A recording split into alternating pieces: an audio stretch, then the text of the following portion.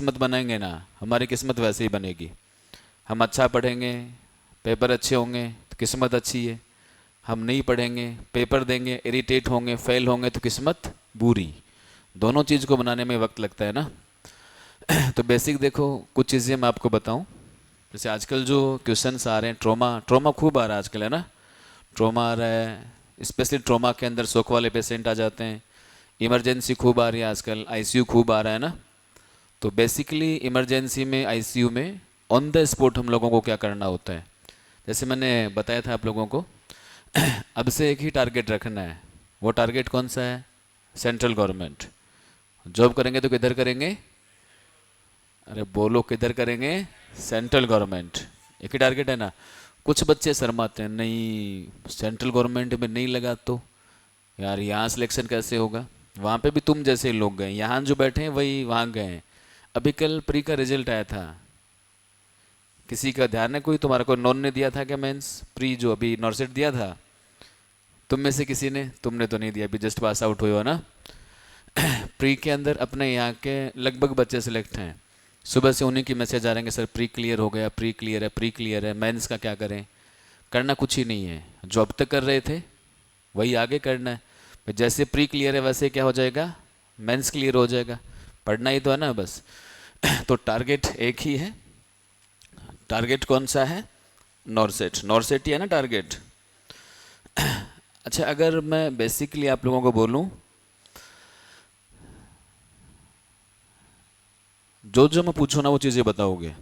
चीज़ें मैं सारे सिखा दूंगा। दो दुनिया की सबसे टफ चीज़ें हैं ना, वो तुम्हें सबसे सिंपल लगेंगी। और सबसे टफ ये रहते हैं scenario based question, critical conditions, in the emergency, in the trauma. Trauma तुम्हारे लिए इतना इजी हो जाएगा, जो भी क्रिटिकल कंडीशंस हैं जिनको लोग टच नहीं करते हैं, पढ़ाते तक नहीं है। मतलब कि प्रोसीजरों को, जितने भी कोचिंग है ना, किसी कोचिंग में प्रोसीजर नहीं पढ़ाए जाते हैं।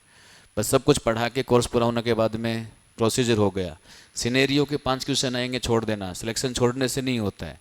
सिलेक्शन किससे होगा? क्वेश्चन करने से। समझ रहे ना मेरी बात तुम लोग? और सिनेरियो आजकल 5 नहीं आते हैं, आजकल सिनेरियो आता है कम से कम 40 से 50 क्वेश्चन। अब की बार आरआरबी का पेपर देखा तुम लोगों ने? पेपर आ गया ना आरआरबी का, तो बाहर भी तो आ गया। नहीं लगा हाथ, नहीं देखा? आरआरबी के जो तुम पुराने पेपर देखोगे ना, पुराने पेपरों में बेसिक क्वेश्चन होते थे। मतलब कि सिंगल लाइनर क्वेश्चंस, बेसिकली कि ये ऐसा मरीज है, इसमें हम क्या करेंगे। अब की बार कैसा आया था? पूरा का पूरा सिनेरियो बेस्ड था। सबके होश उड़ गए कि आरआरबी ने ऐसे कैसे कर दिया। क्योंकि एग्जामिनर जब पेपर बनाता है ना, उसका माइंड सेटअप यही होता है कि इसको तनख्वाह 1 लाख मिलती है, और 1 लाख का इसको क्या होना चाहिए? उसके लायक इसको नॉलेज होना चाहिए। समझ रहे हो? अच्छा, तुम लोगों से अगर बोला जाए कि क्वेश्चन कैसे इजी होते हैं, सिंगल लाइनर या सिनेरियो, तुम में से अगर मैं पूछूं कि तुम्हारा पेपर है ना, अब तुम पेपर लिखने के लिए 1 लाइन वाला क्वेश्चन सही है या 3 लाइन वाला? तुम्हारा बताओ कौन सा सही रहता है? 1 लाइनर।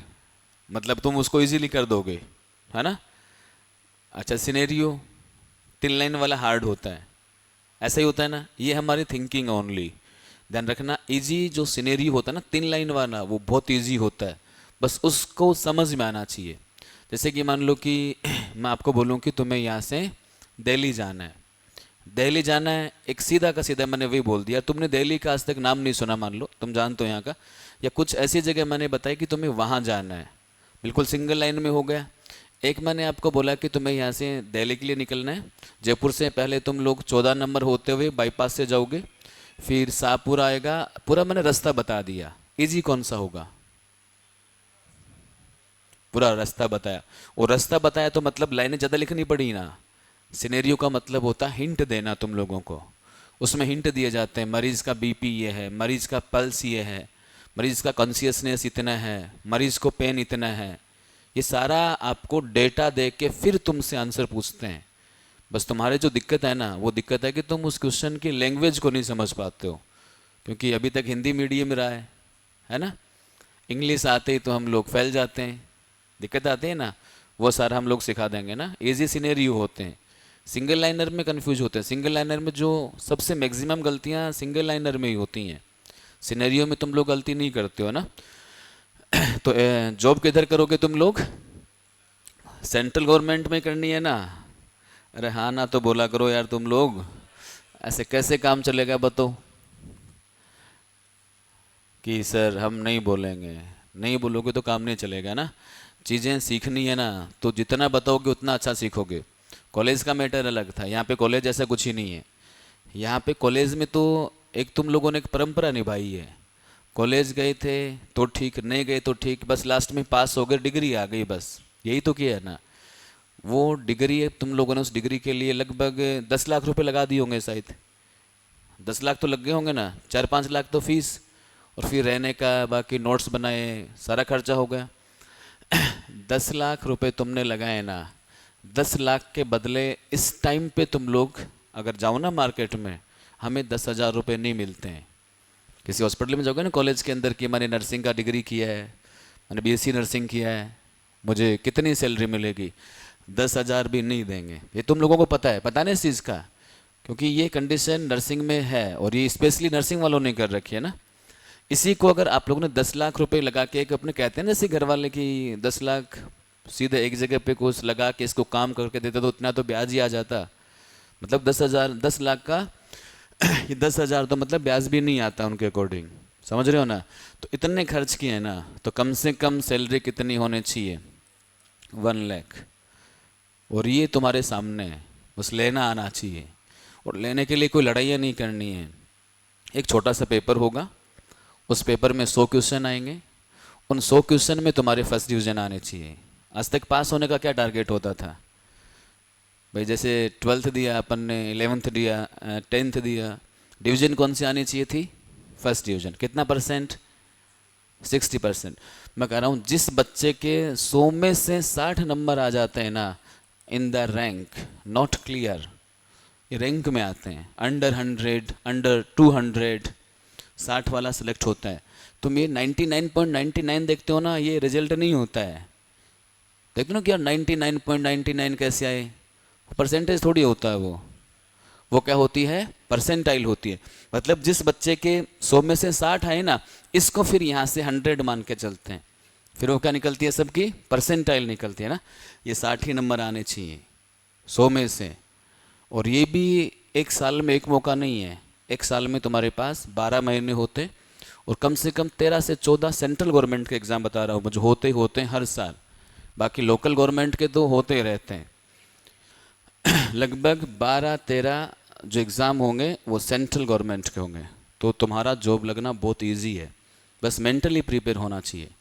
ये कहते हैं ना कि आप लोगों को गाइड करने वाला कौन सा है, कैसा इंसान है, तुम्हें जो मैटर दिया जा रहा है वो मैटर कैसा, वो एग्ज़ाम में आता है कि नहीं आता। और स्टूडेंट को मैं जो मानता हूँ ना, मैं मानता हूँ कि स्टूडेंट एक मिट्टी की तरह होते हैं। मिट्टी का खिलौना होता है ना, तोड़ के दोबारा से बना दो। तुम्हें जो इंसान चाहे ना वो वैसे मोल्ड कर सकता है, क्योंकि तुम अभी क्या हो रहे हो, प्रीपेयर हो रहे हो, तुम बातों में आ सकते हो, तुम्हें कोई मोटिवेट करके कुछ भी करवा सकता है। तो चीज़ों को प्रॉपरली सोच समझ के चलना, साथ साथ में ना खुद का फ्यूचर है, डिसीजन खुद को लेने हैं। एक अपने कहावत सुनी है कि खरबूजा और चाकू, सुना है ना, कि अगर खरबूजे पे चाकू पड़ेगा तो भी क्या कटेगा, और चाकू पे खरबूजा गिरा तो भी क्या कटेगा, खरबूजे, है ना। तो मैं हमेशा लेके चलता हूँ कि अगर हम लोगों ने बच्चों को नहीं पढ़ाया, उनको खुश रखा, कि कभी डांटा नहीं, तकलीफ दी नहीं, तो वो स्टार्टिंग में तुम यहाँ पे 7 महीने बहुत खुश रहोगे, बाहर निकलोगे तब भी खुश रहोगे कि यार बहुत अच्छे थे, कभी कुछ नहीं कहा, मस्त बस करते थे, क्लास में कई बार गाने भी सुना देते थे, गाने भी चला देते थे, है ना, कभी कभी प्रोग्राम भी करा देते थे। जिस दिन एग्ज़ाम देने बैठोगे ना, उस दिन गालियाँ दोगे, क्योंकि उस दिन तुम्हें क्वेश्चन नहीं आएंगे, और उस दिन बोलोगे कि वो टीचर अगर हमारे सही होते ना, हमें सही गाइड करते, डांटते, तो आज ये मैं सेलेक्ट हो जाता। और वो चीज़ स्टार्टिंग से हम लोग कर देते हैं, किसको सिलेक्शन करवाना ही करवाना। स्टार्टिंग में कुछ बच्चों को तकलीफ होती है कि यार कितना हमें पढ़ाते हैं, कितना धमकाते हैं, ये करते हैं वो करते हैं। ये जिस दिन एग्ज़ाम दे के आओगे ना बाहर, और फिर रिजल्ट आएगा, और उस रिजल्ट में लिखा हुआ आएगा यू आर सेलेक्ट, उस दिन सारे चीज़ें एक साथ क्लियर। समझ रहे हो मेरी बात तुम लोग। तो चीज़ों को खुद को सेट करनी है, 1 साल का टारगेट लेना फिक्स। सिलेक्शन का कोई पूछे ना कि कब तक नौकरी लग जाएगा, तुम लोगों को बताओ ना बताओ, खुद से प्रॉमिस कर लो कि 26 इसमें मैं नौकरी लगूंगा, या एक डेट फिक्स कर लो कि इस डेट से पहले इस साल के अंदर या 27 के अंदर, जैसे तुम्हारे अकॉर्डिंग लेके चलते हो, तुम नौकरी डेफिनेट लग जाओगे। समझ रहे मेरी बात तुम लोग, है ना। तो बेसिक मैं कंडीशन बताऊं आप लोगों को, मरीज है, जो जो तुम्हें आए ना तुम उतना बताओ, मतलब तुम जो करोगे ना मुझे वो बता दो। क्वेश्चंस कैसे निकलेंगे मैं सारे सिखा दूंगा आप लोगों को, है ना। मरीज है, ये तुम्हारे पास इमरजेंसी के अंदर आया, या मैं आपको बोलूँ तो किधर आया, ट्रॉमा सेंटर के अंदर आया। अब ट्रॉमा सेंटर इमरजेंसी में बताओ कैसे मरीज आते हैं, क्रिटिकल कंडीशन वाले आते हैं या नॉर्मल घूमने फिरने वाले आते हैं, कैसे आएंगे, क्रिटिकल कंडीशन आएगा। यहाँ पे जो हमारे पास ये मरीज आया ना, आते ही हमने देखा कि ये मरीज कैसा है, अनकॉन्शियस। अनकॉन्शियस भी नहीं बोलेंगे तो हम बोल सकते हैं सेमी कॉन्शियस, मतलब रेस्पॉन्स नहीं कर रहा है। और जिन मरीज के ट्रॉमा में जो आता है, जिनके ट्रॉमा का मतलब जिनके चोट कहाँ लगी है, सर के ऊपर, ब्रेन पे चोट लगी, एक्सीडेंट हुआ, उबासी नहीं आनी चाहिए। कल मैंने कहा था ना कितनी सैलरी आएगी एक बार में, 3 महीने में पहली बार कितनी, 3 लाख आनी चाहिए उबासी। फिर तो नींद आती हुई और नहीं आएगी, है ना, कि इतने पैसे आ गए। तो कैसा पैसे कौन सी कंडीशन में आया है, अनकॉन्शियस या सेमी कॉन्शियस, मतलब रेस्पॉन्स कर भी रहा है और नहीं भी कर रहा है, दोनों कंडीशन साथ लेके चल रहा हूँ। ऐसे मरीज जब हमारे पास में आते हैं ना, तो बताओ सबसे पहले हम क्या चेक करते हैं, जिनके इंजरी ब्रेन के अंदर है, ब्रेन पे जिनके चोट लगी है, उनमें सबसे पहले क्या चेक करोगे। तुम खुद मानो अपने आप को कि तुम उसके पास नर्सिंग ऑफिसर हो, मरीज तुम्हारे पास में, चोट कहाँ लगी है, सर में लगी है। पेशेंट से पूछा, अटेंडर से पूछा कि चक्कर आ रहे हैं क्या, वो कह रहा चक्कर आ रहे हैं, उठ ही नहीं पा रहा, तभी तो कॉन्शियस या सेमी कॉन्शियस है या अनकॉन्शियस है। तो सबसे पहले आप लोग क्या बोल रहे हैं, हम क्या चेक करेंगे, जीसीएस चेक कर देंगे, ठीक है। इसके अलावा बताओ और क्या करेंगे। अच्छा, जीसीएस से पहले भी कुछ है क्या कि वो चेक करें, पल्स देखें ना।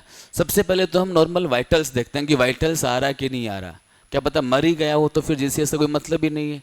लेकिन जब वाइटल्स देखते हैं ना, वाइटल्स में सबसे पहले इसका रेस्पिरेशन देखते हैं हम लोग, क्योंकि जिंदा रहने के लिए क्या जरूरी है, रेस्पिरेशन, सांसें जरूरी हैं कि नहीं जरूरी। अच्छा, जिंदा रहने के लिए खाना जरूरी है कि ऑक्सीजन,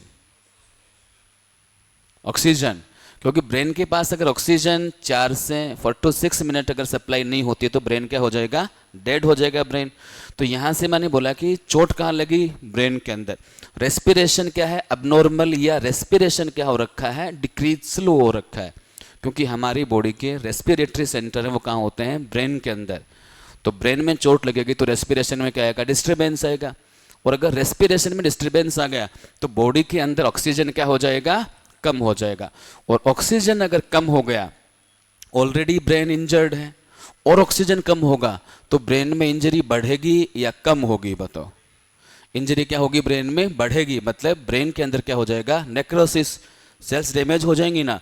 तो सबसे पहले ट्रॉमा में जो पेशेंट आते हैं ना, अगर आपने देखा होगा, जीसीएस चेक करते ही करते हैं, जैसे ही उसको हम लोग वो स्ट्रेचर के ऊपर आता है इमरजेंसी ट्रॉमा में, उसी स्ट्रेचर को हम लोग जो आईसीयू के पॉइंट लगे होते हैं वहां लेके जाते हैं, और सबसे पहले हम उसके अंगुली पे क्या लगा देते हैं, क्या लगाते हैं, पल्स ऑक्सीमीटर, सबसे पहले जाते लगा देते हैं हम लोग। पल्स ऑक्सीमीटर क्यों लगाया हम लोगों ने, बताओ क्यों लगाया, बताओ। Pulse oximeter check the oxygen saturation, कि इसकी बॉडी में ऑक्सीजन कितना है।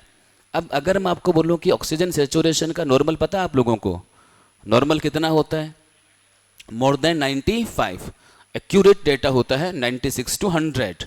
बेसिक हम क्या बोलते हैं, 95 से क्या होना चाहिए, ऊपर होना चाहिए, तो नॉर्मल है। इस पेशेंट में जैसे तुमने पल्स ऑक्सीमीटर लगाया ना, लगाते टाइम तुमने देखा कि इसका ऑक्सीजन सेचुरेशन कितना था, 90% था। लेकिन जैसे लगा के तुम इसका जैसे साथ में अब जीसीएस चेक करना स्टार्ट कर दिया, हम वाइटल्स ले रहे हैं उसका, आपने बार बार किसको देखना है, ऑक्सीजन को।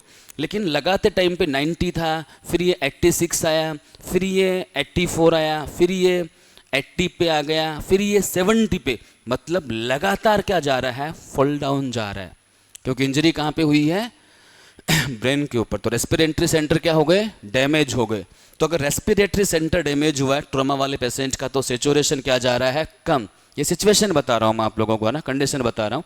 तो हमारा सबसे पहला प्रायोरिटी मैनेजमेंट क्या रहेगा, जैसे मैं बोलूँ कि regularly fall down oxygen saturation, मेरी बात समझ गए आप लोग। तो हमारा बेसिक तुम बताओ कि हम इसको कैसे बचाएं, क्या मेंटेन करना है? एयरवे मेंटेन करेंगे हम लोग एयरवे, यस और नॉट? अच्छा, इसका रेगुलर फॉल डाउन जा रहा है। अब एयरवे मेंटेन करने का जो हम मेनली बोलते हैं ना, वो हम पोजीशन से भी मेंटेन कर सकते हैं। अगर एयरवे ब्लॉक है, अनकॉन्शियस है, मुंह खोल के देखा, टंग पीछे जा रही है, उसको क्या कर सकते हैं हम? सीधा कर सकते हैं। लेकिन वो उसका कर सकते हैं जैसे पेशेंट का ऑक्सीजन जो है वो 86 है, यहीं पे रुका हुआ है, इसका एयरवे मेंटेन करना। क्वेश्चन यही आएगा, a patient came in emergency या इन द ट्रॉमा सेंटर, कौन सी कंडीशन में? With brain injury and oxygen saturation regularly fall down, use device for maintain the airway. आप इसका एयरवे मेंटेन करने के लिए कौन सा डिवाइस यूज करोगे? अभी ये जितने भी एग्जाम हुए ना, मैं आपको नॉर्सेट 20 to 26 हर एग्जाम में कम से कम भी 7-8 क्वेश्चन ऐसे आते हैं। मैं सारे ऐसे क्वेश्चन बताऊंगा आप लोगों को। तो बेसिक क्वेश्चन समझ गए ना आप लोग? कंडीशन समझ गए मरीज की, हमें क्या मेंटेन करना है? इसका एयरवे मेंटेन करना है। इनको डिटेल में मैं पढ़ाऊंगा आपको जब क्लास लेंगे ना अपनी, तो कौन कौन से डिवाइसेस होते हैं, कैसे कैसे यूज करते हैं। ये बेसिक ओवरऑल बता रहा हूँ कि आज के क्वेश्चन कैसे आते हैं। तो मैं आपको ऑप्शन बता दूं क्या? क्वेश्चन समझ गए ना? मैंने क्या पूछा? डिवाइस पूछा है, यस और नॉट? ठीक है, मैं ऑप्शन बता देता हूं। सिंपल फेस मास्क, कौन सा वाला? Simple face mask. B option लिख रहा हूं मैं, LMA। और सी में ऑप्शन लिख रहा हूं ET ट्यूब। और डी बेटा जी में लिख रहा हूं नेजल फेरेंजियल एयरवे। एक और लिख देता हूं मैं, ग्यूडेल एयरवे। नाम सुना है ग्यूडेल एयरवे का? अच्छा, एक दो और लिख देता हूं मैं मास्क, जैसे कि नेजल कैनुला वेंचुरी मास्क। नाम सुने आप लोगों ने इनके? बाईपैप, सीपैप, ये पढ़ेंगे हम सारे के सारे आगे। तो मुझे इनमें से बताओ, ये देखो EF और ये वाला, इनसे बताओ क्या आंसर जाना चाहिए। तुम्हारे अकॉर्डिंग बताओ। अच्छा, कितने बच्चे बोलेंगे ये सिंपल फेस मास्क इमरजेंसी में है? सिंपल फेस मास्क में कोई नहीं है। B ET, कितने बोलेंगे ET ट्यूब? देखो, जैसा तुम्हें लगता है ना तुम्हें वैसे बताना है, ऐसे नहीं बताना ना। गलत है तो गलत बताओ, जो आए वो बताओ। ये वाला बताओ NPA, नेजोफेरेंजियल एयरवे, ग्यूडल एयरवे, और LMA बोल दिया क्या मैंने? LMA पे कोई है? LMA कोई नहीं लगाएगा। Nasal cannula, venturi. बेसिक ध्यान रखना, आंसर सबको देने सारे के सारे, जैसा तुम्हें आए ना वैसा बताया करो। क्लास का मतलब ये नहीं रहता कि तुमसे सही पूछा जाता, नहीं, तुमसे गलत पूछते हैं हम लोग। और तुम जितनी गलतियां करोगे ना, वो तुम्हें एग्जाम में परफेक्ट याद रहेंगी। कुछ चीज़ें याद हैं कि जो अपने स्कूल में या कॉलेज में पढ़ाते टाइम पे गलत बताया हो, फिर टीचर ने उसको करेक्ट किया हुआ, वो हमेशा याद रहती है ना। ध्यान रखना, गलतियाँ जितनी कर सको ना उतनी क्लासरूम में ही करना, ताकि क्वेश्चन एग्जाम में यही आने हैं। यहाँ गलत करोगे, वहाँ क्या करोगे? सही। यहाँ चुपचाप बैठे रहे ना तो गलती तो होनी है, या तो यहाँ कर लो या एग्ज़ाम में।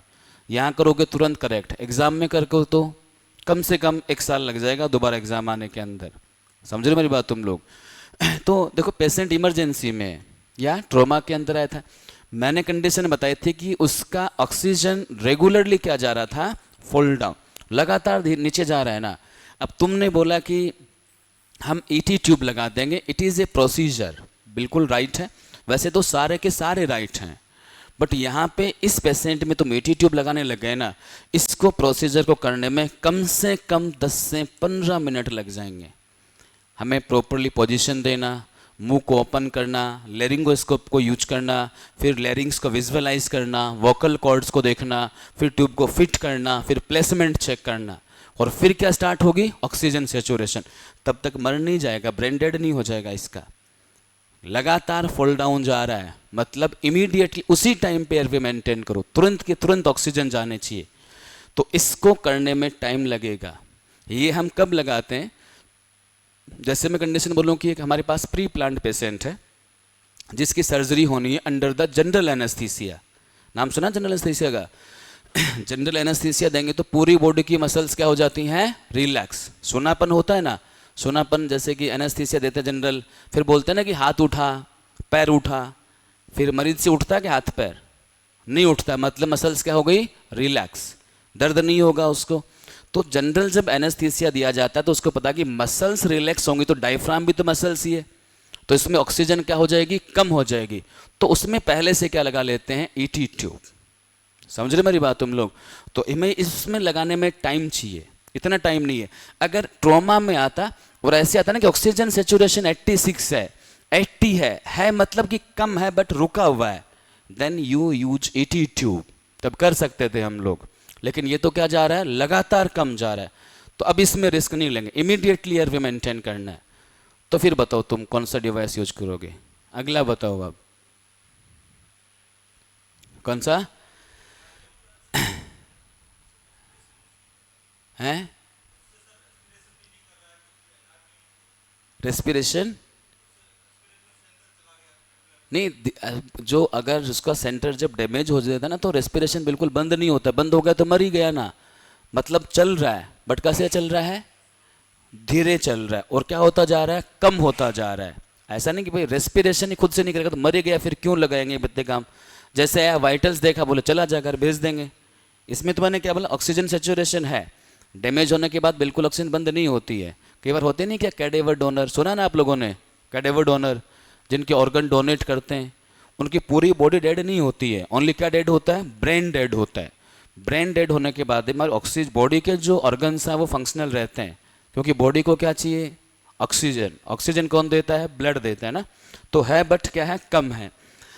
अब बताओ तुम कौन से पे शिफ्ट होगे, फेस मास्क के ऊपर? कितने बोलेंगे फेस मास्क, बोलेगा कोई? एलएमए के लिए देखो, अगर हम लोग इसके अंदर बेसिक में आपको बोलूं, मरीज का मैंने बोला कि कैसा है, अनकॉन्शियस। अच्छा, जैसे मान लो कि एक तो आप लोग हो और मैं आपका मुंह और आपका नाक दबा दूं और सांस में अगर रोकना चाहूं तो तुम ब्रीथ करने के लिए ताकत लगाओगे कि नहीं लगाओगे, यस और नॉट? ताकत लगाओगे ना, कि जोर से क्या करोगे, सांस खींचोगे। ऐसे एक बेहोश मरीज है और उसका अगर आपने, ऐसे अनकॉन्शियस मरीज है, उसका मुंह दबाया, उसका ऑक्सीजन सेचुरेशन कम हो रहा है, तो क्या वो जोर से खींच सकता है क्या? वो एफर्ट्स लगा सकता है कि नहीं लगा सकता? एफर्ट्स नहीं लगा सकता ना। वो क्यों नहीं लगा सकता एफर्ट्स? वो क्योंकि वो कैसा है, अनकॉन्शियस है। तो अब अगर मैं आपको बोलूं कि ये मरीज भी कैसा था, अनकॉन्शियस, सेचुरेशन क्या जा रहा है, कम जा रहा है, बॉडी कंपनसेट करेगी क्या? कंपनसेट का मतलब खुद एफर्ट लगाएगा क्या ही? जैसे मान लो कि तुम लोग जब दौड़ते हो, एक तो यहाँ पे बैठे हो, एक तुमने दौड़ा, तो अब तुम्हें बॉडी को ऑक्सीजन क्या चाहिए, कम। जब दौड़ोगे तो क्या चाहिएगी, ज़्यादा। तो रेस्पिरेटरी रेट क्या होती है, बढ़ती है। बढ़ती है कि नहीं बढ़ती? वैसे ही मैं अगर आपको कंडीशन बोलूं कि ये इसका देखो एयरवे बता रहा हूं पूरा का पूरा मैं, ये इसके लंग्स हैं,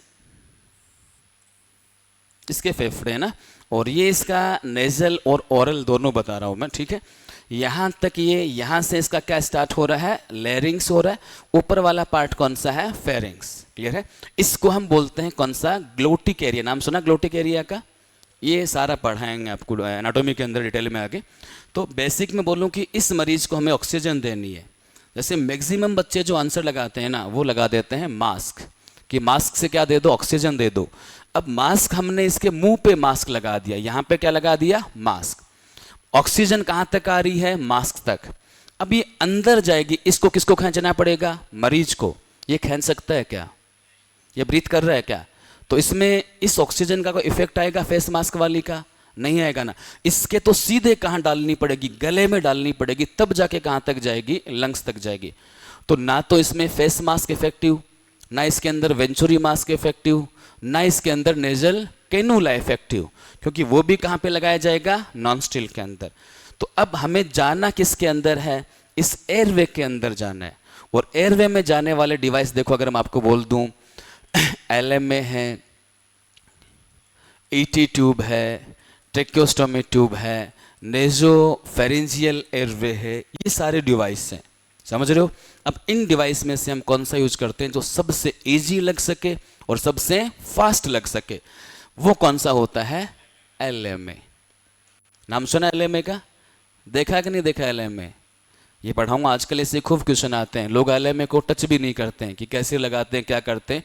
अभी जो नई गाइडलाइन आई है ना, उन नई गाइडलाइन के अंदर WHO ने और इंडियन जो हेल्थ का जो देखा जाता है पूरा का पूरा, इन्होंने स्पेशल गाइडलाइन दी है कि अगर मरीज इमरजेंसी में है, इमीडिएट एयरवे मेंटेन करना है, तो आप कौन सा यूज करो, LMA यूज करो, लेरिंजियल मास्क एयरवे। क्या बोलते हैं इसको हम लोग, लेरिंजियल मास्क एयरवे। ये दिखने में ऐसा होता है, देखो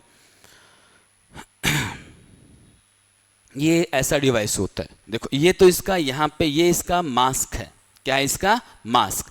ये क्या होती है, ये इसकी ट्यूब है। इसको हम सीधा सीधा कैसे डालते हैं, मरीज जैसे हमारे पास में आता है ना, तो मरीज के अंदर हम कैसे करेंगे, डायरेक्टली इसको हम लोग, पेन जो होता है ना जैसे ऐसे ही होता है, आगे क्या लगा हुआ होता है, इसके कफ लगा हुआ होता है। इस कफ को हम ऐसे पकड़, जैसे पेन को पकड़ते हैं ना अपन, इसको हम ऐसे पकड़ते हैं, इस तरीके से पकड़ा, मुंह को ओपन किया और सीधा क्या कर दो, इंसर्ट कर दो। ये दोनों अंगुलियां पीछे क्यों रखी जाती हैं, क्योंकि अंदर क्या है, टंग, और अगर तुम अंगुलियां नहीं रख के सीधा लगाओगे ना, तो टंग क्या हो सकती है, प्रोलैप्स। टंग क्या कर सकती है, एयरवे को ब्लॉक। इसलिए ये अंगुलियां किसको रोकेंगी, जीभ को, टंग को रोकेंगी, और इसको तुरंत क्या कर देना, इंसर्ट करना। और इंसर्ट जब करते हैं ना, तो ये यहाँ से जब ओरल कैविटी से हम लोग लगाते हैं, तो लगाने के बाद में इसका कफ ये यहाँ पे आके फिट होता है। कहाँ पे फिट होता है, कौन सा एरिया, ग्लोटिक के लैरिंग्स में नहीं जाता है, ये लैरिंग्स के टॉप पे होता है। कहाँ पे रहता है, टॉप पे। तो इसको हम डिवाइस कौन सा बोलते हैं, सुप्रा, कौन सा, सुप्राग्लोटिक डिवाइस। ये कौन सा डिवाइस होता है, सुप्राग्लोटिक। जो मैंने बोला समझ में आया कि नहीं आया, इमरजेंसी में इमीडिएटली एयरवे मेंटेन करने के लिए कौन सा डिवाइस यूज होता है, LMA। कैसे लगाया जाएगा, किसकी हेल्प से लगाया जाता है, फिंगर्स। अभी लेटेस्ट ही क्वेश्चन था, LMA होल्ड लाइक, कैसे होल्ड करते हैं, पेन लाइक। कैसे पकड़ेंगे, पेन की तरह पकड़ते हैं और क्या कर देंगे, इंसर्ट। अच्छा इंसर्ट कितना करें बताओ, देखो ये ग्लोटिक एरिया है, और ये इसका कफ मास कहां जाके टकराएगा, ग्लोटिक। टकराते क्या मिलेगा, रेसिस्टेंस। जहां रेसिस्टेंस मिला वहीं हमने क्या कर दिया, इसको फिट कर दिया। बट बेटा जी ये टेम्परेरी डिवाइस है, इसको अब हटाना है। This is only use for 2 to 4 hours। कितने घंटे यूज कर सकते हैं, 2 से 4। क्यों यूज कर सकते हैं, क्योंकि ये कहां पे है, सुप्राग्लोटिक। ये लैरिंग्स के अपर पार्ट पे है ना, तो यहां पे टच हो रखा। जैसे तुम लोग ब्रश करते हो, ब्रश करते टाइम पे जैसे ही पीछे टच होता है, तो हमारा कौन सा रिफ्लेक्स स्टिमुलेट होता है, कौन सा, गैग रिफ्लेक्स। सिक्रेशन होते हैं कि नहीं होते, सिक्रेशन होंगे। अब ये लगातार रहा तो यहां से क्या हो जाएंगे, सिक्रेशन, और वो क्या करवा देंगे, एस्पिरेट। तो कितने घंटे बाद में हटाना है, 4 घंटे बाद। लेकिन एयरवे तो मेंटेन करना पड़ेगा ना 4 घंटे बाद में भी।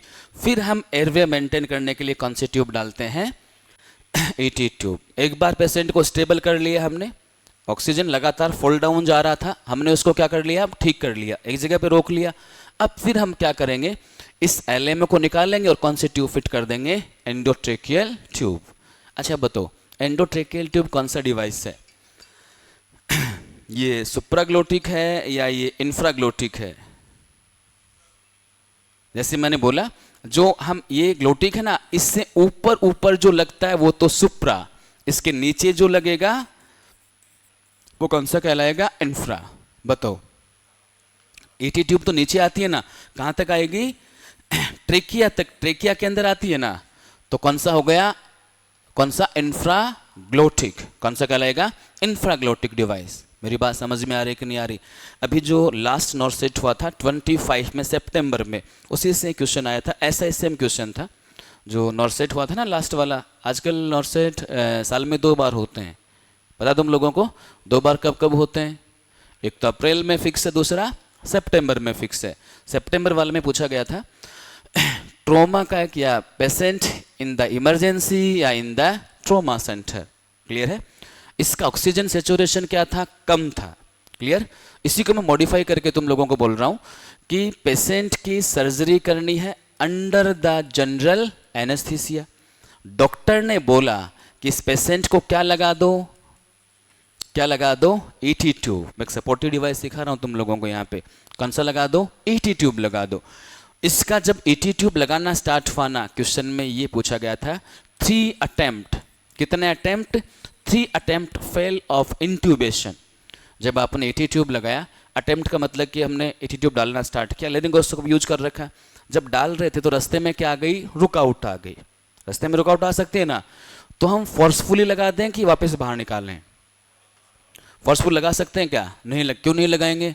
अंदर क्या हो जाएगी, इंजरी हो जाएगी, और इंजरी होकर क्या हो जाएगा, ब्लीडिंग हो जाएगा। तो वो मरीज एयरवे से नहीं मरेगा, वो तुम एस्पिरेट करवा के मार दोगे उसको, तो वापस निकालने। फर्स्ट अटेम्प्ट हो गया। दूसरा अटेम्प्ट में हम क्या करते हैं कि जो लेरिंगोस्कोप यूज करते हैं ना हम लोग, उसको दूसरा यूज करते हैं, ब्लेड चेंज करते हैं। जैसे कि ब्लेड आती है 0 to 4 नंबर, अभी हमने 3 नंबर यूज किया हुआ है, उससे नहीं लगे तो कितना यूज कर लेंगे, 4 नंबर यूज कर लो। दूसरा अटेम्प्ट किया, वो भी क्या हो गया, फेल। तीसरे में हम सपोर्टिव डिवाइस यूज करते हैं, बूजी कैथेटर होता है एक, वो भी क्या हो गया, फेल। अब 3 अटेम्प्ट फेल हो गए, तो अब आप कौन से डिवाइस पे जाओगे? इन द इमरजेंसी तुरंत, अगर क्योंकि 3 अटेम्प्ट फेल कर दिए ना, तो उसका सेचुरेशन क्या जा रहा है, कम जा रहा है। ध्यान रखना, after attempt 3 attempt failure then shift to LMA। अभी क्या लगा हुआ इसके अंदर, LMA, क्योंकि सेचुरेशन क्या करना है, इमीडिएटली मेंटेन करना है। मेरी बात समझ रहे हो कि नहीं समझ रहे? ये ट्रॉमा के कंडीशंस आते हैं, अप्लाइड क्वेश्चन आते हैं ऐसे, क्लियर है? तो बेसिक ध्यान रखेंगे आप लोग कि जो डिवाइसेस यूज करते हैं वो कौन कौन से डिवाइस इमरजेंसी में यूज करते हैं। अच्छा, एक बेसिक सा क्वेश्चन मैं और बोलूँ, हॉस्पिटल गए कि नहीं गए, कभी गए हो? मतलब ड्यूटी करने नहीं, इंटर्नशिप तो की होगी ना, इंटर्नशिप। अच्छा, पेशेंट को टच किया, इंजेक्शन लगाया, लगाना आता सबको, IM IV सारे के सारे लगाने आते। इमरजेंसी में भी काम किया होगा, गए थे इमरजेंसी में? समझ में आ रहा कि नहीं आ रहा? वो पीछे बैठा जो पीछे पीछे, हाँ आ रहा है। ऐसे टेंशन में क्यों बैठा है?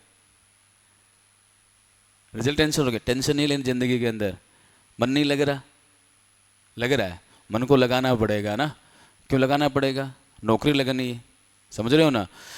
तो बेसिक देखो, कंडीशन में आपको बोलूं कि आप ही हो इमरजेंसी के अंदर, और स्पेशली मैं कंडीशन बता रहा हूँ नाइट ड्यूटी की। मेनली कुछ अजीबोगरीब जो क्रांतिकारी मरीज आते हैं वो कब आते हैं? नाइट में आते हैं। दिन में तो आते हैं बेचारे, कोई सीधे साधे कहीं काम वाम जा रहे थे, कुछ रास्ते में घटना हो गई।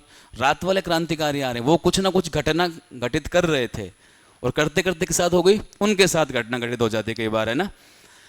इमरजेंसी में आया और मल्टीपल इंजरीज हैं, ऑक्सीजन सैचुरेशन क्या जा रहा है, मल्टीपल इंजरीज हैं मल्टीपल, और ऑक्सीजन सैचुरेशन क्या जा रहा है, डिक्रीज। क्लियर है? विदाउट डॉक्टर प्रिस्क्रिप्शन, डॉक्टर का कोई भी प्रिस्क्रिप्शन हमारे पास में नहीं है नाइट टाइम के अंदर, इस मरीज के अंदर हम लोग ऑक्सीजन दें या नहीं दें, बताओ? वैसे हम बिना प्रिस्क्रिप्शन के PCM भी नहीं दे सकते, पता है ना। डॉक्टर का क्या चाहिए, हमें प्रिस्क्रिप्शन चाहिए। लेकिन यहाँ पे मैंने क्या बोला, नाइट में आया, इमरजेंसी में है, मल्टीपल इंजरीज है, मतलब जगह जगह से टूटा हुआ है, और सेचुरेशन क्या जा रहा है, फॉल डाउन। आपसे बोला गया कि without doctor prescription you give oxygen therapy. Option में मैं आपको बोल रहा हूँ 2 litre, 4 litre, none of above. पहले तो दें कि नहीं दें? दे सकते हैं क्या? ध्यान रखना, इमरजेंसी में दे सकते हैं, लेकिन उसमें एक लाइन और यूज होगी, वो आती है ऑक्सीजन सेचुरेशन लेस देन 86। जैसे मान लो कि ऑक्सीजन सेचुरेशन डाउन, तो 90 भी तो कम ही है, 90 में हम ऑक्सीजन नहीं लगाएंगे, हम डॉक्टर का वेट कर लेंगे, नहीं मरेगा ये। लेकिन कितने से कम जा रहा है, 86 से कम। अब कोई ना कोई ऑर्गन्स क्या हो सकता है, डैमेज हो सकता है, तो इसको हम लोग क्या दे देंगे, ऑक्सीजन दे देंगे। बट कितना दें, 2, 4 दोनों में से देना। कितना दें, 4। हम लोग ओनली जो दे सकते हो, कितना दे सकते हैं, ओनली 2 लीटर पर मिनट, ये हम लोग दे सकते हैं बिना डॉक्टर के प्रिस्क्रिप्शन के। बट शर्त ये होनी चाहिए, उसका सेचुरेशन कितने से कम होना चाहिए, 86 से। एक क्वेश्चन में बताऊं, अभी पूछा, कैसे पूछा गया था। एक मरीज आता है नाइट टाइम के अंदर with severe chest pain and डाइफोरेसिस। Severe chest pain मतलब दर्द कहां पे है, छाती के अंदर। डाइफोरेसिस का मतलब, बेसिकली मैं अगर सिंपल बोलूं कि उसके अंदर एक्सेसिव स्वेटिंग है एंड उसको क्या आ रहे हैं, चक्कर आ रहे हैं। मरीज बोल रहा हूं मुझे क्या आ रहे हैं, चक्कर आ रहे हैं। तो आप लोग इसका प्रायोरिटी मैनेजमेंट क्या करेंगे, एयरवे मैनेजमेंट। क्या करेंगे, एयरवे मैनेज, और उसमें हमें क्या देनी होती है, ऑक्सीजन। कितना देना है? 2 लीटर। कंडीशन देखो मैंने बताई, पेशेंट में क्या था? सीवियर चेस्ट पेन, साथ में क्या है? एक्सेसिव स्वेटिंग, और क्या हो रहा है? इसको चक्कर आ रहे हैं। मेरे पास डायफोरेसिस है इसके अंदर। तो इस मरीज को बेसिकली ध्यान रखना, सीवियर चेस्ट पेन किसका इंडिकेटर है? स्वेटिंग किसका इंडिकेटर है? चेस्ट पेन हो रहा है मतलब किसका अटैक हुआ है? एमआई। एमआई होगा तो बॉडी क्या करेगी? कंपनसेशन, तो उसको क्या होगी? Excessive sweating. और एमआई का मेन कॉज क्या होता है? इसीमिया, मतलब पर्सन के अंदर किसका लेवल कम हुआ है? ऑक्सीजन का लेवल कम हुआ है। मेरी बात समझ रहे हैं? तो इसको हमें उसी टाइम पे क्या दे देना है? स्टार्ट द ऑक्सीजन, बट कितना देना है? 2 लीटर। मेरी बात समझ रहे हो? समझ में आ रहा है कि नहीं आ रहा? ये बेसिक्स वो क्वेश्चन है जो बार बार आते हैं ट्रॉमा के, इमरजेंसी के। इसी में जैसे इमरजेंसी में मैं आपको बोलूं कि मल्टीपल इंजरीज बोला मैंने, है ना? इसमें मल्टीपल इंजरीज के साथ में अगर मैं आपको बोल दूं, पेशेंट है, इस पेशेंट का ऑक्सीजन सेचुरेशन क्या है? डिक्रीज। बट इस पेशेंट की हिस्ट्री है, ये इमरजेंसी में आया, और इमरजेंसी में क्या करके आया? ये एसिड स्वेलो करके आया है। मतलब एसिड स्वेलो का मतलब क्या पी के आया है? एसिड। अच्छा, एसिड कौन पीता है? टेस्ट करने के लिए या सुसाइड करने के लिए? और सुसाइड कौन करता है? कौन से वाले मरीज करते हैं? डिप्रेशन वाले। ध्यान रखना, जो डिप्रेशन में होते हैं ना, उनको एक ही चीज़ अच्छी लगती है, वो हमेशा ये सोचेगा कि मैं मरूं कैसे, और मरने के अलग अलग तरीके सोचता है। और ऐसा कौन सा मरीज है जो मरना नहीं चाहता? वो सोचेगा कि अगर मैं मर गया ना तो ये दुनिया कैसे चलेगी। कौन सा होता है? जस्ट डिप्रेशन के अपोजिट कौन सा होता है? मैनिया। मैनिया का नाम सुना है कि तुम लोगों ने? अभी तो क्वेश्चन आया था, मैनिया के अंदर डिप्रेशन वाला मरना चाहता है, मैनिया वाला एकदम से जिंदा रहना चाहता है। ध्यान रखना, क्वेश्चन आता है कि मैनिया के पेशेंट वो कैसे करते हैं। मैनिया के पेशेंट चलता जैसे पैर होता है ना, वो पूरा पैर नहीं टिकाता, ये आगे का टो होता है ना, ये ऐसे टो को टिका टिका के बहुत तेज चलता है। तुम बोलोगे ना कि पैर पूरा टिका ले, कहेगा टाइम नहीं है। टाइम कहाँ पूरा पैर टिकाऊं? खाना नहीं खाता वो, टाइम नहीं है। हम उसे खाना खिलाते हैं, फिंगर रोल बनाएंगे, हाथ में देंगे कि साहब आपका जिंदा रहना बहुत ज़रूरी है, आप क्या खाओ? खाना खाओ।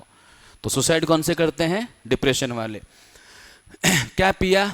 एसिड पिया।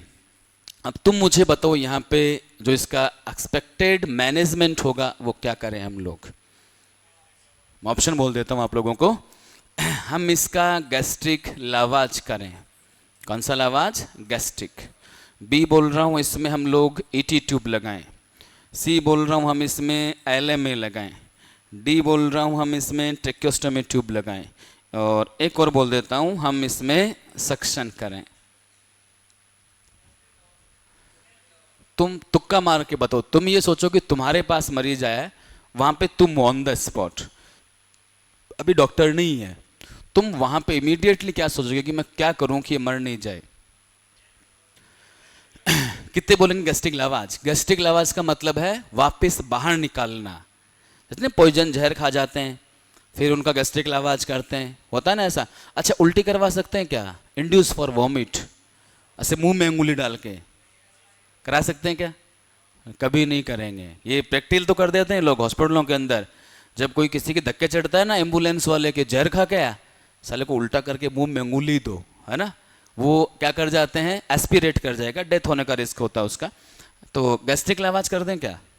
मतलब नाक से एनजी ट्यूब डालेंगे, नाक के रास्ते। अभी प्री में नॉर्सेट में क्वेश्चन था एनजी ट्यूब से, measurement of the NG tube. देखे थे क्वेश्चन आप लोगों ने? क्वेश्चन था कैसे कैसे करते हैं, पढ़ाऊंगा मैं। एनजी ट्यूब डाल के पेट में जो गया सब बाहर निकाल दो, ये करोगे? अच्छा, ये बी वाले,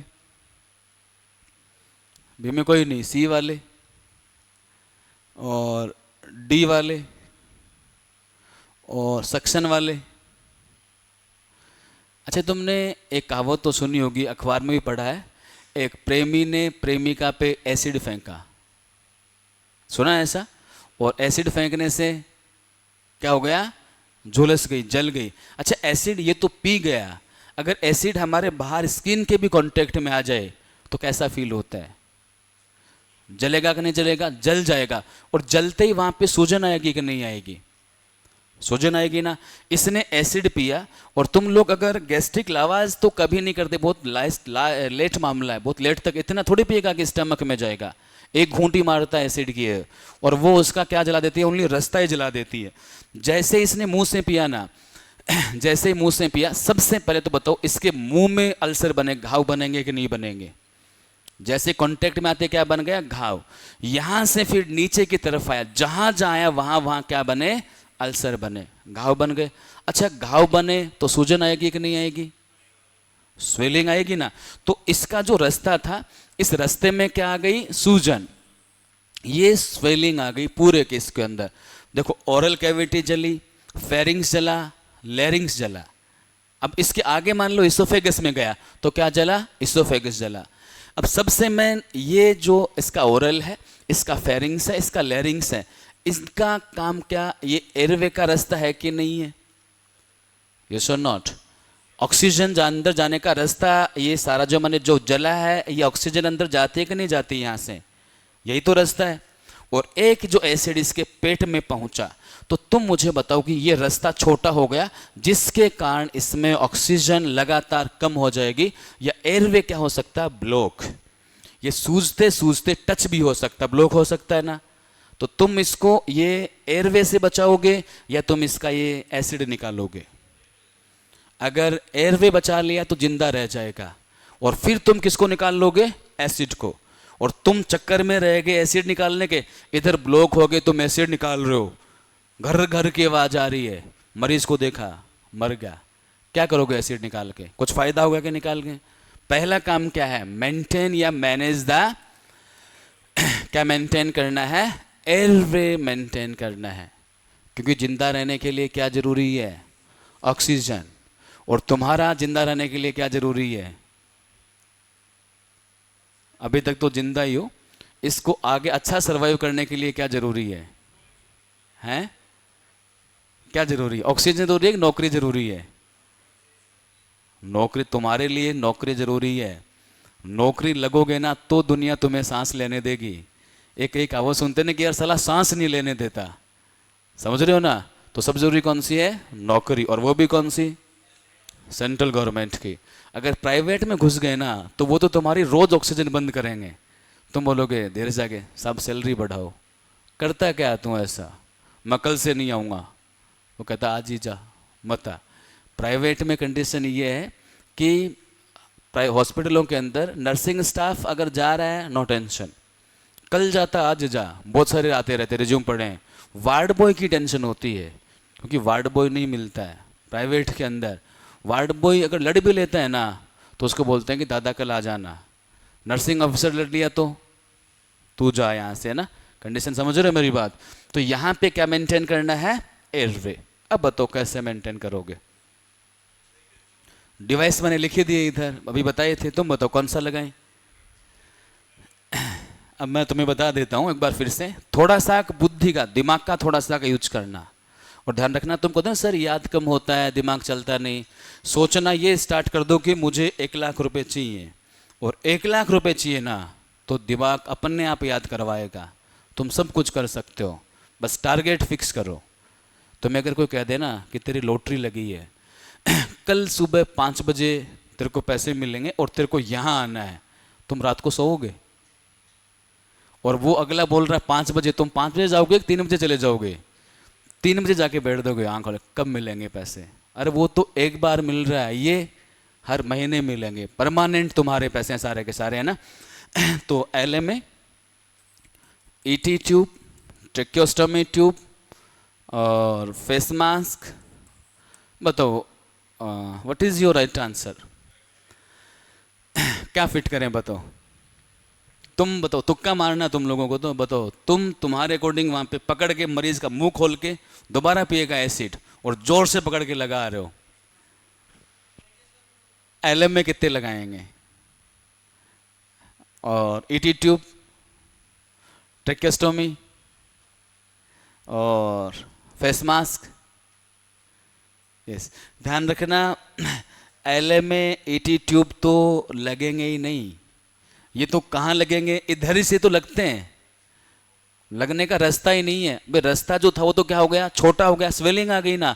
अब तुम इसके अंदर मान लो LMA डाल रहे हो, और LMA का जो मास्क है ये बड़ा है, यहाँ से ये अंदर ही नहीं जा रहा, धक्का मार दें क्या? एक जन तो बोल रहा है कि थोड़ा मुंह खोल इसका, धक्का मार, दोबारा पिएगा, मार दोगे धक्का? क्योंकि धक्का मारोगे तो क्या हो जाएगा, फ्रिक्शन, और फ्रिक्शन से क्या हो जाएगा, ब्लीडिंग। ये फिर एसिड पीने से नहीं मरेगा, इसको तुम मारोगे। कैसे मारोगे, एस्पिरेट करवा के। तुम कान में बोल रहे हो तू मर नहीं रहा था, ले मैं हेल्प करता हूं तेरी। कर सकते हैं कैसे, नहीं करेंगे। दूसरा डिवाइस कौन सा, ET ट्यूब। ये भी तो लगाने का रास्ता यही तो है ना, ये जाएगा आगे, नहीं जाएगा, रास्ता तो छोटा हो रखा है। लगाते क्या हो जाएगा, टच, धक्का मार दें, धक्का मार सकते हैं ET ट्यूब को, नहीं मारेंगे। घुमा घुमा के लगा दें, जैसे कि नट लगाना जा नहीं रहा, घुमा घुमा के लगा, तो लगा दें घुमा घुमा के, सारा अंदर से पूरा फट जाएगा। तो ना तो जाएगा LMA ना ET ट्यूब। अच्छा, फेस मास्क ठीक है यूज कर सकते हैं, बट यहां फेस मास्क लगाए इसके आगे, लेकिन रास्ता तो ब्लॉक है। फेस मास्क कब यूज करते, जब खुद क्या लगाता, एफर्ट लगाता, इसका तो रास्ता ही नहीं है। यस और नॉट, समझ रहे मेरी बात हो, यह रास्ता क्या हो रखा है, छोटा हो रखा है। तो फिर इस जहां से जला हुआ है ना, इसके नीचे से ओपन करो, और लेरिंग्स के नीचे क्या होता है, ट्रेकिया होता है। ट्रेकिया को काटो, एक ओपनिंग बनाओ, और क्या डाल दो, ET ट्यूब डाल दो। मेरी बात समझे कि नहीं समझे, यस और नॉट? क्योंकि ऊपर का तो सारा रास्ता ऑलरेडी क्या हो चुका है, ब्लॉक हो चुका है। क्लियर है? फिर जाके हम लोग क्या कर सकते हैं, लावाज वगैरह कर सकते हैं। अच्छा, तुम लोग लावाज आंसर बोल रहे थे, इसी से मिलता जुलता क्वेश्चन बताता हूं मैं आप लोगों को, जो आजकल फेवरेट एग्जामिनर का। मैंने इधर बोला एसिड, अब मैं बोल रहा हूं एक मरीज क्या लेके आया है, पॉइजन, जहर लेके आया। अब जहर में कुछ भी लिया हो, जैसे नींद की दवा खा गया हो या कोई सा भी पॉइजन हो, वो तुम्हारे पास आया इमरजेंसी में, तुमने देखा मुंह से झाग आ रहे हैं, क्या आ रहे हैं, झाग। तुम बताओ उसका क्या मैनेजमेंट करोगे? मैं बात कर रहा हूं मैनेजमेंट की, not nursing priority. Nursing priority में तो हमारा काम होता है इन्फॉर्म टू डॉक्टर, इधर आता है what is the expected management. मेरी बात समझे तुम लोग? तो पेशेंट आया पॉइजन लेके, मैं तुम्हारा बता रहा हूं कि, अच्छा पहले मैं नर्सिंग प्रायोरिटी बता देता हूं कि नर्सिंग प्रायोरिटी तुम क्या करोगे। अच्छा, जहर भी कौन खाएगा, टेस्ट करने वाला या सुसाइड करने वाला, सुसाइड करने वाला। ये जहर खा के तुम्हारे सामने घर वाले डरे हुए हैं कि साहब, ये जब मैं नाइट ड्यूटी में था, अब तो मैंने जॉब वो छोड़ दी, एम्स में इमरजेंसी के अंदर थे, लगभग 11-12 बजे एक अटेंडर, एक लगभग उनका लड़का होगा शायद 20-22 साल का लड़का था, उसको वो इमरजेंसी में लेके आए। मदर उसके चिल्ला रो रही थी, फादर और साथ वाले थे। तो मैंने पूछा क्या हुआ, तो उन्होंने जो नींद की पिल्स आती हैं, पूरा का पूरा पत्ता था कि साहब ये खा गया, पूरा खाली पड़ा है। तो मैंने पूछा भाई क्यों खा गया, तो पता नहीं साहब क्या चक्कर था, इन 15-10 दिनों से अलग अलग रहता था, बात भी नहीं करता था, और आज हम इनको आवाज़ लगा रहे थे खाने के लिए तो ये नहीं आया, रूम में जाके देखा तो पड़ा था बेड पे, मुंह से झाग आ रहे थे। मतलब क्या करना चाह रहा था, सुसाइड। यस और नॉट? तो यहाँ पे हमारी नर्सिंग प्रायोरिटी क्या रहेगी, ऑप्शन बोल रहा हूँ, ask about poison, ask about poison. B बोल रहा हूँ NG ट्यूब डाल दो, सी बोल रहा हूँ इन्फॉर्म टू डॉक्टर, और डी बेटा जी मैं आपको बोल रहा हूँ सक्शन। एक और लिख दूं एंटीडोट, गिव एंटीडोट। बताओ तुम लोग क्या करोगे, तुम तुम्हारे अकॉर्डिंग बताओगे। मैंने नर्सिंग प्रायोरिटी लिखी है ना, important role of nursing officer. कितने बोलेंगे आस्क अबाउट पोजीशन, मतलब कि कौन सा खाया जहर बता, ऐसे पूछें। चलो इसमें तो मैंने बता दिया कि उन्होंने तो पिल्स का बता दिया था, मैं कंडीशन दे रहा हूं कि उसने क्या लिया है, पॉइजन। ए में कोई नहीं है, बी के अंदर, सी के अंदर, और डी के अंदर, और लास्ट ध्यान रखना, मैंने अभी तो बताया था जहां पे भी नर्सिंग प्रायोरिटीज आती है ना, कुछ कंडीशंस को छोड़ के हम लोग क्या करते हैं, इन्फॉर्म टू डॉक्टर। क्योंकि इसमें हम बताओ क्या कर सकते हैं, जैसे कि फर्स्ट आस्क अबाउट पॉइजन, तो मुझसे पूछ रहा हूं बता कौन सा जहर खाया, वो जेब में रख के लाया, ले तू भी खा ले। अपन कुछ कर सकते हैं क्या, पूछ के वो दिखा रहा तो कुछ नहीं कर सकते हम लोग, है ना। दूसरा NG ट्यूब हम लगा सकते हैं, हम कब लगाएंगे, जब डॉक्टर प्रिस्क्रिप्शन करेगा। सक्शन हम कर सकते हैं क्या, ये भी कब करेंगे, जब करेंगे हम ही, लेकिन कब करेंगे, डॉक्टर के प्रिस्क्रिप्शन के बाद। एंटीडोट दे सकते हैं क्या? ये भी कब देंगे? प्रिस्क्रिप्शन के बाद। हम तो क्या करेंगे? Inform to doctor. इसमें ऐसे आता ना, एक्सपेक्टेड मैनेजमेंट, इलाज क्या होगा? Then your right answer suction. मतलब क्या करेंगे? Gastric lavage. इलाज किससे होगा? लावाज से होगा। मतलब जो खाया है वो कहाँ पे? पेट में। हमें क्या कर देना? उसको बाहर निकाल देना। अच्छा, कितने टाइम के अंदर अच्छा इफेक्ट आएगा? रिजल्ट बेटर कितने टाइम के अंदर अंदर रहेगा? जैसे हम मरीज से पूछ रहे हैं जो भी खा के कितने टाइम पहले खाया था, तो उस टाइम पे हमारा सक्शन करने का रिजल्ट या गैस्ट्रिक लावाज करने का रिजल्ट बहुत अच्छा रहेगा। ध्यान रखना, विद इन 1 आवर। क्योंकि खाया वो कहाँ गया है? स्टमक। 1 घंटे तक तुम इसको निकाल सकते हो, उसके बाद कहाँ चला जाएगा? वो नीचे इंटेस्टाइन में, और यहाँ जाके क्या हो जाएगा? एब्जॉर्ब। फिर तो हमें क्या देना पड़ेगा इसको? एंटीडोट लाइक चारकोल हम देते हैं इन मरीजों को। मेरी बात समझ रहे हो ना? सबसे अच्छा इफेक्ट रहता है विद इन 60 मिनट। 60 मिनट के अंदर अंदर कर दो तो बहुत अच्छा बेटर रिजल्ट होता है गैस्ट्रिक लावाज का। अरे समझ में आ रहा कि नहीं आ रहा? ऐसे क्वेश्चन आते हैं, और यही वो क्वेश्चन होते हैं जो लोगों के पल्ले नहीं पड़ते हैं, टच तक नहीं कर पाते बच्चे कि यार ये मेनली इसके अंदर ये कर देते हैं, आस्क अबाउट पॉइजन, और यही पढ़ाते हैं जितने भी लोग हैं जहाँ जहाँ कोचिंग चल रही हैं। प्रोसीजर में कि हम पूछेंगे आस्क अबाउट द पॉइजन नहीं पूछते हैं, हम पूछ के कुछ नहीं कर सकते हम लोग। हमारा काम है उसका क्या होना चाहिए? इलाज। तो हमें किसको बुलाना है? डॉक्टर को बुलाना है। मेरी बात समझ रहे हो कि नहीं समझ रहे? तो ये ट्रॉमा के जैसे मैंने तुम्हें कुछ पार्ट बताया, इमरजेंसी में मरीज कैसे आते हैं। ट्रॉमा के अंदर हमारी फर्स्ट प्रायोरिटीज़ क्या क्या रहती हैं, एयरवेज हम कैसे कैसे मेंटेन करते हैं। अभी प्री के अंदर एयरवे डिवाइसेस के खूब सारे क्वेश्चन आए थे। प्री का कोई नॉन था क्या? था प्री का कि इसका नॉम जिसने नॉर्सेट प्री दिया था? नॉर्सेट प्री के अंदर फंडामेंटल के कम से कम भी 30 से 40 क्वेश्चन थे। मतलब कि जितने भी एग्जाम होते हैं वो फंडामेंटल जो मैं पढ़ाता हूँ उससे 30 से 40 होते हैं, बाकी पूरी दुनिया पढ़ाती है वो नहीं आते। प्रोसीजर्स कोई सा भी एग्जाम होगा ना फिक्स हैं 40 क्वेश्चन। जो मैं तुम्हारा नोटबुक बनवाऊंगा उस नोटबुक से फिक्स 40 क्वेश्चन है जो हर एग्जाम में आने हैं। मतलब कि प्रोसीजरों के अंदर लैंग्वेज चेंज होकर आती है, नहीं कि जो मैंने लिखा है जैसे मैंने ऐसे बताया ऐसा जो नहीं कि सेम ऐसा है, लैंग्वेज चेंज होकर आनी होती है, बट क्वेश्चन आंसर से ही जाने होते हैं। हाँ इस और नो समझे कि नहीं समझे? और कई बार तो कंडीशन ये देखते हैं आज का जो मेनली जो पॉपुलेशन है ना, पता कि बच्चे तो मिट्टी के खिलौने होते हैं, भीड़ दिखा दो कुछ दिखा दो कैसे भी मोल्ड कर दो। कोचिंग वालों को ये तक नॉलेज नहीं है कि शॉक इंडेक्स होता क्या है। शॉक इंडेक्स को बढ़ा देते हैं, लंबर पंचर से पहले चेक करते हैं और लंबर पंचर के बाद कोई मतलब ही नहीं है। ये इधर चेक होता है, वो मैंने बताया ना ट्रॉमा वाला, जैसे कि वो मल्टीपल इंजरीज वाला आया था, उसमें अगर हम चेक करते हैं ना उसका अगर हार्ट रेट बढ़ा हुआ होता 120 से ऊपर और बीपी होता इसका systolic blood pressure less than 90 से अगर कम होता तब जाके शॉक इंडेक्स चेक करता है कि मरीज कोलैप्स तो नहीं हो जाएगा। कोलैप्स का मतलब समझते हो ना? बेहोश नहीं हो जाए, हार्ट फेलियर नहीं हो जाए, डेथ नहीं हो जाए, तब जाके हम क्या निकालते हैं? इनकी शॉक इंडेक्स निकालते हैं। बेड साइड निकलती है, कोई प्रोसीजर नहीं होता है। कैसे निकालते हैं? इन्हीं वाइटल से तो निकालते हैं। पहले निकालते थे अपन हार्ट रेट और सिस्टोलिक ब्लड प्रेशर से, अभी WHO ने इसको चेंज कर दिया मीन आर्टीरियल प्रेशर, सुना नाम? उससे हम लोग क्या करते हैं? इसको निकालते हैं। क्लियर है? जो बताया मैंने समझ में आया? तो बाकी ये कल क्लासें हैं आप लोगों की। रेगुलर जो बैच है वो 20 से हो जाएगा, 20 से 23 तक चलता रहेगा, उसके बाद में कंटिन्यू हो जाएगा ना। जिन्होंने रजिस्ट्रेशन नहीं करवाया वो रजिस्ट्रेशन करवा लेना। सीट फिक्स है, लगभग पूरी की पूरी कंप्लीट हैं। उसके अगला बैच लगभग 20 से 25 दिन बाद में स्टार्ट होगा, वो इवनिंग बैच स्टार्ट होगा ना। यानी कि सर सीट तो खाली पड़ी हैं, कहाँ पे? डेमो लेने के लिए बहुत कम आते हैं, क्योंकि लगभग सारे के सारे जानते हैं हम लोगों को। सीधा था कि सर ये फीस रही, फॉर्म रही, जिस दिन कोचिंग चालू होगी हम उस दिन से आएंगे ना। जिनका फॉर्म नहीं है भर देना आप लोग, ठीक है?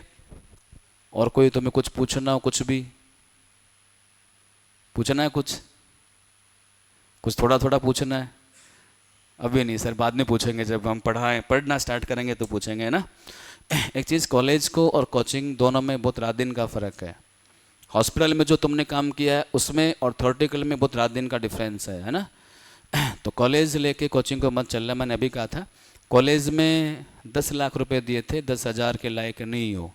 फिलहाल लायक हो वो किसके, 1 लाख के लायक, बट थोड़ा सा मेहनत करना पड़ेगा। कोचिंग को तुम लोग जो फीस दोगे तुम्हारी, उस फीस से ना कोई तुम्हें सर्टिफिकेट दिया जाएगा, कुछ नहीं दिया जाएगा। हम जो ताकत रखते हैं ना वो रखते हैं तुम्हें जॉब लगाने की, तुम्हारा फ्यूचर बनाने की। उसके अकॉर्डिंग बस ये 6 महीने रेगुलर रहना है। तुम 8-10 दिन जब रेगुलर आ जाओगे, क्लास जब रेगुलर स्टार्ट हो जाएंगी, फिर हमारी गारंटी है तुम्हें पढ़ने की आदत में हम लोग डाल देंगे, तुम्हारी हैबिट बना देंगे कि पढ़ना तो घर जाके पढ़ना ही है। समझ रहे हो मेरी बात? तो बाकी क्लासेस कल रहेंगी, है ना।